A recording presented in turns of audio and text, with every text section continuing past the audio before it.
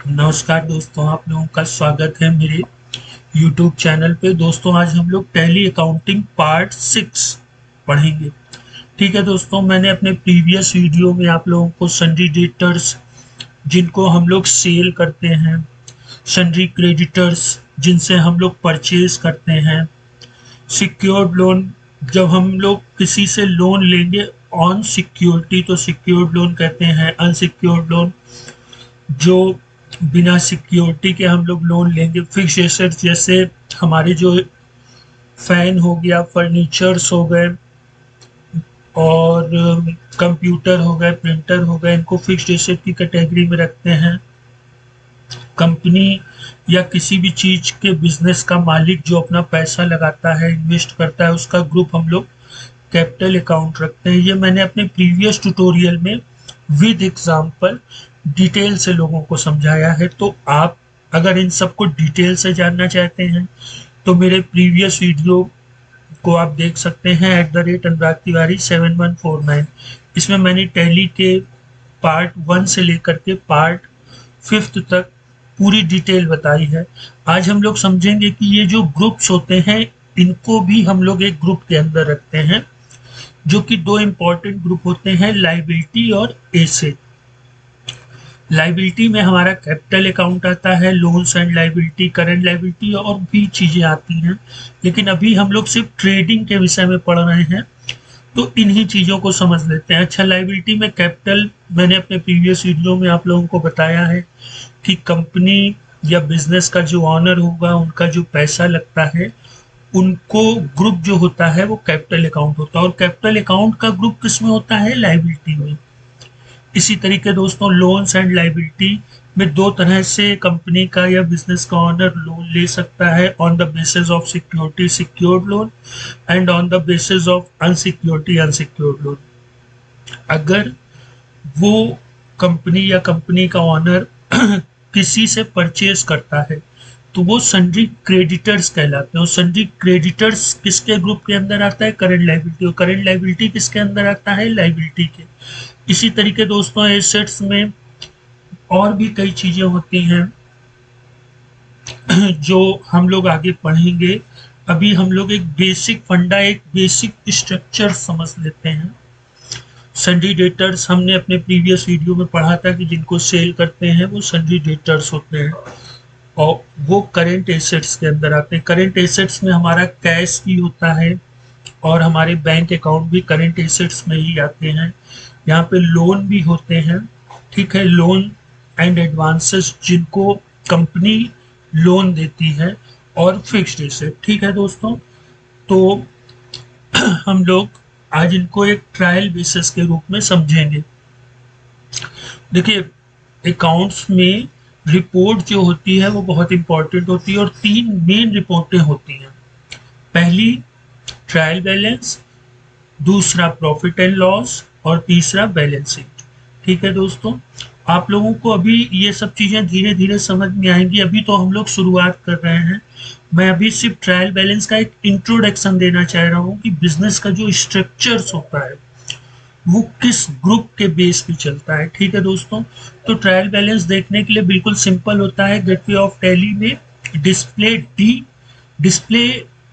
D shortcut की और trial balance T आप प्रेस करेंगे तो ट्रायल बैलेंस आपके सामने ओपन हो जाएगा। इसी तरीके जो बैलेंस शीट होती है उसमें भी गेटवे ऑफ टैली, और सॉरी ये डिस्प्ले नहीं होगा, यहाँ पे सिर्फ डायरेक्ट बैलेंस शीट आ जाती है। अच्छा ठीक है दोस्तों, अब हम लोग चलते हैं अपने टैली प्रोग्राम के ऊपर। इसके पहले दोस्तों, मैं आप लोगों से रिक्वेस्ट करना चाहता हूँ कि जिन लोगों ने मेरे चैनल को सब्सक्राइब नहीं किया है वो मेरे चैनल को सब्सक्राइब कर दें और मेरे नए motivational video on Tally program and Excel को देखें।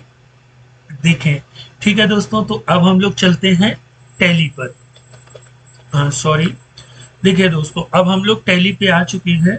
तो यहाँ पर मैं डी से डिस्प्ले और टी से ट्रायल बैलेंस करता हूँ और ऑल्ट F1। ठीक है, मैं ये सारी चीजें अभी आप लोगों को सिर्फ इंट्रोडक्शंस के लिए बता रहा हूं कि आप इन चीजों को समझ लें। ये सन्ड्री क्रेडिटर्स, मैं इनको एक्सपेंड कर दे रहा हूँ। एक्सपेंड के लिए होता है कि आप उनको सेलेक्ट करके शिफ्ट के साथ इंटर प्रेस कर दें। ठीक है दोस्तों, तो ये देखिए हरी जो कि बिजनेस के ऑनर हैं, इनको हमने कैपिटल अकाउंट में रखा है। आप यहाँ कंट्रोल इंटर से इनको एडिट करके देख सकते हैं। हरी को मैंने कैपिटल अकाउंट में रखा है और ये इनकी ओपनिंग बैलेंस है 800 रुपए क्रेडिट। ये डेबिट क्रेडिट क्या होता है ये मैं आप लोगों को आगे अभी बताऊंगा। अभी सिर्फ आप ये समझिए कि बिजनेस में जो ट्रांजेक्शन्स आते हैं उनके क्या ग्रुप होने चाहिए और उन ग्रुप को भी एक ग्रुप में रखा जाता है। तो मेरे आज के वीडियो बनाने का मेन मकसद था कि जो भी ट्रांजेक्शन्स में हमारे जो मास्टर्स यूज होते हैं, उसमें मास्टर्स से मेरा मतलब है कि किसी पर्सन के बीच का लेन देन हो या किसी वस्तु के बीच का लेन देन हो।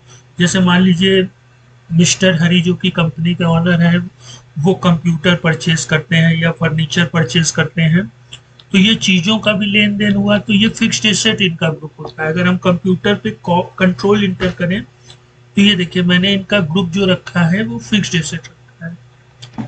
ठीक है दोस्तों, अगर वही हम लोगों को बैलेंस शीट देखनी है तो गेटवे ऑफ टैली में बी प्रेस करें। तो ये देखिए दोस्तों, लाइबिलिटी और एसेट्स। लाइबिलिटी साइड हमारे कैपिटल आ गई, लोन्स एंड लाइबिलिटी आ गई, करेंट लाइबिलिटी आ गई, और वहीं पे करेंट एसेट्स में देखिए loans and advance, sundry debtors, cash in hand, bank account. ठीक है, अगर मैं इनमें किसी को भी इंटर करूं, जैसे मैं करेंट लाइबिलिटी पे इंटर करता हूं तो ये देखिए सन्ड्री क्रेडिटर्स आ गए, और फिर मैं अगर सन्ड्री क्रेडिटर्स पे क्लिक करता हूं, इंटर करता हूं, तो ये एक हायरार्की स्ट्रक्चर्स कहलाता है। ठीक है दोस्तों, करेंट लाइबिलिटी में फिर मैं सन्ड्री क्रेडिटर्स में गया तो मिस्टर ए आ गए, फिर मैं मिस्टर ए के अंदर जाऊंगा तो इनकी मंथली समरी आ जाएगी। ठीक है, अभी हम लोग इतना डीपली नहीं पढ़ेंगे, बस आज के लिए हम लोग ये जान लेंगे कि जो भी मास्टर्स होंगे उनके क्या सब ग्रुप होते हैं। सब ग्रुप से मेरा मतलब है mister A, B, C, D, E, ये पांचों क्या है, सन्ड्री क्रेडिटर्स। और सन्ड्री क्रेडिटर्स मतलब क्या होता है कि इनसे इस कंपनी के ऑनर ने कुछ ना कुछ परचेज किया है। ठीक है, ये एक सब ग्रुप हो गया, और इसका जो सब ग्रुप है वो सन्ड्री क्रेडिटर्स है। और सन्ड्री क्रेडिटर्स का भी एक सब ग्रुप हो गया करेंट लाइबिलिटी। लाइबिलिटी मतलब जिम्मेदारी, कंपनी की जिम्मेदारी है कि इनको पेमेंट करना है जो परचेज किया है। और करेंट लाइबिलिटी का जो एक मेन ग्रुप होता है वो है लाइबिलिटी। तो ठीक है दोस्तों, आशा करता हूँ ये वीडियो आप लोगों को समझ में आया होगा। अब हम लोग नेक्स्ट टाइम मिलते हैं टैली के ही पार्ट 7 में। तब तक आप लोग अपना ख्याल रखें। गुड बाय दोस्तों।